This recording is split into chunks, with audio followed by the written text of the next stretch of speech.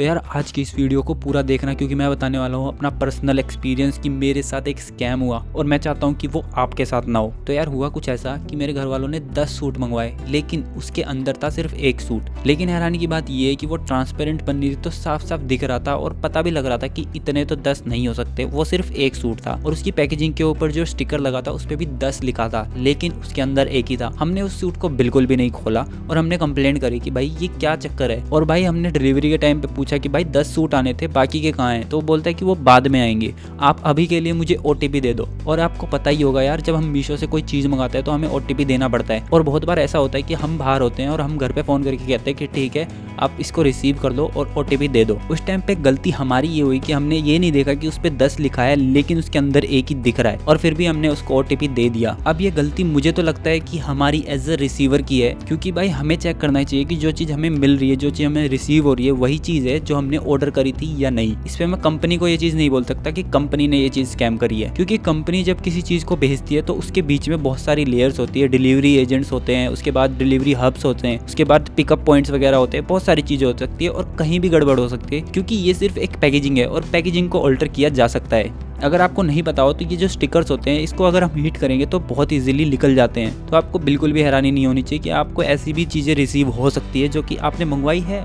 10, लेकिन वो मिली आपको सिर्फ एक है। तो यार ये झोल किसी की भी तरफ से हो सकता है जो सेलर है उसी ने ये चीज़ करके दी हो सकता है कि जो डिलीवरी पार्टनर है उसने ये चीज़ करके दी हो। लेकिन एज अ कंज्यूमर हमें क्या करना चाहिए? हमें चेक करना चाहिए कोई भी सामान हमारे पास आ रहा है वो एग्जैक्ट वही है या नहीं है। अगर नहीं है तो हमें वो रिसीव नहीं करना चाहिए और उसको OTP शेयर बिल्कुल भी नहीं करना चाहिए। अब हमने इसकी बहुत ज़्यादा कंप्लेंट करी और रिटर्न भी दोबारा शेड्यूल हो गया था, लेकिन वो बोल रहे थे कि सिर्फ एक ही के पैसे वापस आएंगे। तो हमने वो रिटर्न भी कैंसिल करवाया और हमने बोला कि भाई देखो ऐसी ऐसी चीज़ हुई है, हमारे पास सारे प्रूफ है, हमने अभी तक भी नहीं खोली है वो चीज़। उसके बाद कंप्लेंट वगैरह करने के बाद 1-1.5 महीने बाद हमारे पैसे रिटर्न आए किसी तरीके से, बहुत ज़्यादा मेहनत करने के बाद। तो यही है, मैं आपको यही बोलूँगा कि चेक करो जो भी चीज़ आ रही है आपके पास।